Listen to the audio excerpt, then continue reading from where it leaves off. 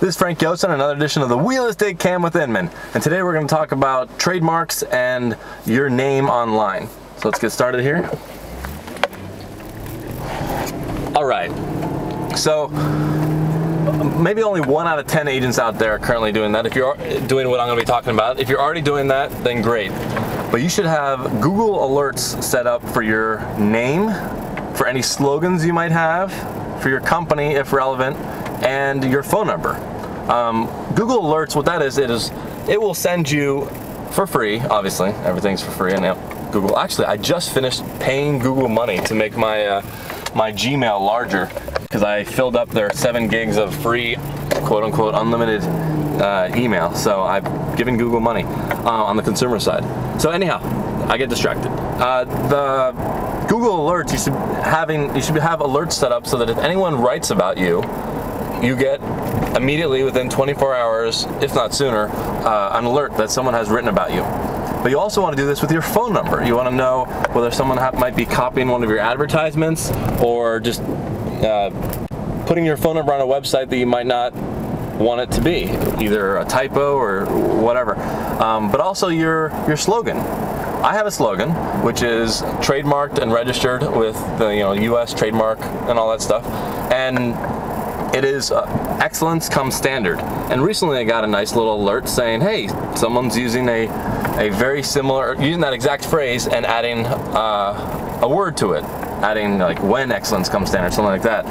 And so I politely emailed them saying, hey, I own this trademark and I'm required to give you notice and give you an opportunity to take it down. And this person proceeded to tell me that she didn't steal from me, she didn't copy from me, and to go to hell. And I politely wrote back saying, that's not the way it works. I'm not accusing you of using my trademark phrase, but once you used it accidentally, but once you get notice, you got to take it down. And then I also had to contact her broker, who was more sensible, and the broker did take it down. But then I got a nice little email from this agent telling me, a broker, to F off.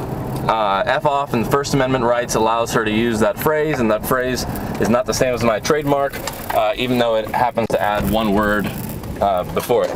I don't know how, as a side note, I don't know how a firm can keep an agent on their roster that uses language like that, tells another broker to F off, especially when they're just completely have no idea what they're talking about. So that's how I was able to find out that someone was using my phrase, and everyone should be doing that.